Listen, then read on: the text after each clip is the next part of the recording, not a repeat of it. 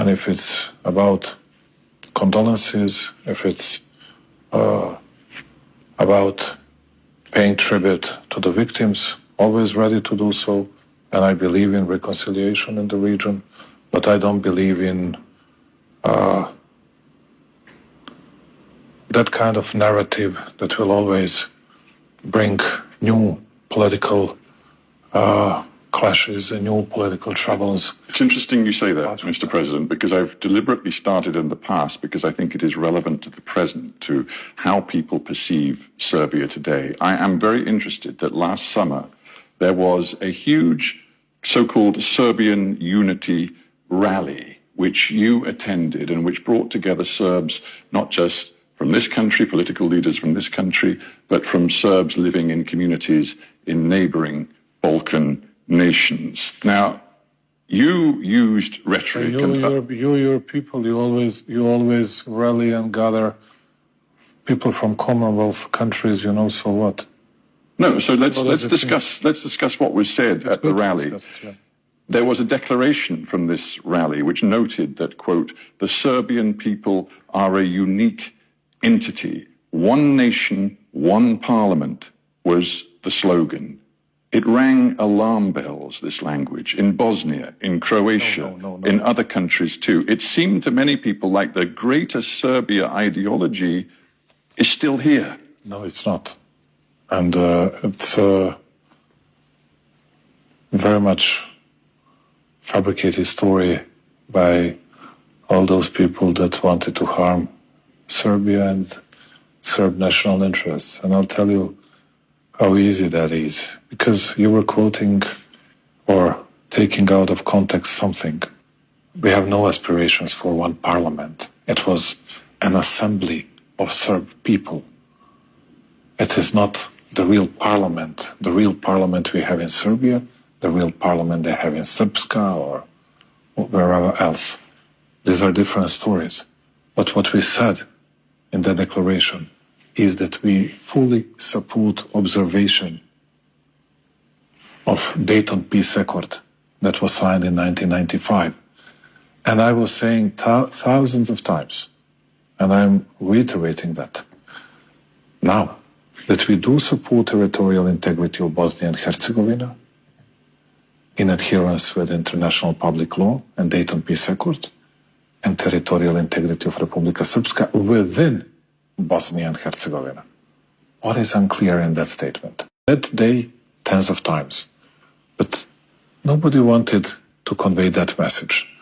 What we wanted to say is that no one has right to diminish or to deprive Serbian people of their right to use their language, to use their Cyrillic letters, or whatever else. So if we start to discuss the specific points of great volatility in the Balkans today, you've mentioned Republika Srpska already, which is the Serb element within the complex federation of Bosnia and Herzegovina. You have just mentioned the Bosnian Serb leader, Milorad Dodik. He said this last May. He said, Bosnia and Herzegovina has reached its end. All that remains for us as Bosnian Serbs is to make an effort to part in peace. He wants secession. Do you support him, or do you say to him, Mr. Dodik, you cannot, you will not secede and join Serbia? I have a relatively good relationship with President Dodik, and I respect him. I don't give any orders to him. I'm not in charge of bringing any decisions on behalf of Republika Srpska. I'm a president of Serbia. But you see how hypocritical this is. When somebody wanted to secede from former Yugoslavia, and you were very much helpful to those people and to those former republics. But if someone wants to secede from them, that becomes a biggest crime. But let me tell you, don't worry with Serbia. I believe that Milorad Dodik was provoked by different type of actions made by either High Representative, either Bosniaks in Sarajevo, or whatever. But these are the issues for him. Speaking about Serbia, Serbia is very much supportive to territorial integrity of Bosnia, including integrity of Srpska within Bosnia.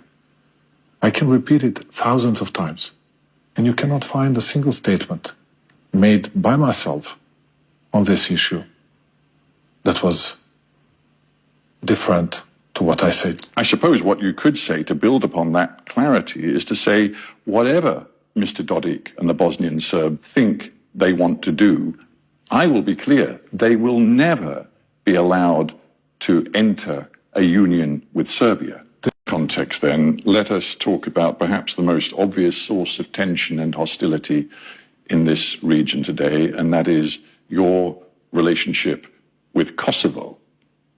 Now, you do not recognize the independence, the sovereignty of Kosovo, and yet for the last decade and more, you have been involved in an EU-supervised process of quote-unquote normalization with Kosovo. Surely if you are supposedly normalizing with Kosovo, you are de facto recognizing Kosovo. It has never been said, it has never been written anywhere, something like that. But it's the truth, isn't it? I don't see that like that. I see differently. Normalization means that we live in peace, stability, tranquility, that we have a free flow of goods, capital, people, services, that we do develop our economies, that we start speaking about different issues and try to resolving it. How can you live in peace and stability? I'll tell you. This is more question to those people that actually opened Pandora's box. When you come to this country, when you say to our people here in Serbia, okay, do you support territorial integrity of Ukraine? They're going to say, yes, we do. And then when you come from London or from Washington, Berlin, Brussels, saying, well, we have to protect UN Charter, territorial integrity of Ukraine. You know what people here say? Hey, go to hell, because yes, that's what we do. But what about territorial integrity of Serbia? You speak about UN Charter. Why did you violate UN Charter? I'm asking you now. Why your country bombarded Serbia in 1999 without UN Security Council decision, illegally? Well, as you said, you've matured and changed since 1999. I changed and many of my views, but I didn't change my view on illegal action that you did against this country. Sure, but if I may say so, now, as the president for 7 years of your country, you have been seeking a pathway to EU membership. The vast majority of EU countries recognize Kosovo. It is clear there will be no membership for Serbia in the European Union until you recognize Kosovo. My question to you is... Guten Tag. Until you recognize Kosovo. My question to you is whether I was right saying this to you, or you have some other arguments better than you have majority of EU countries that have already recognized Kosovo's independence. I'm asking you,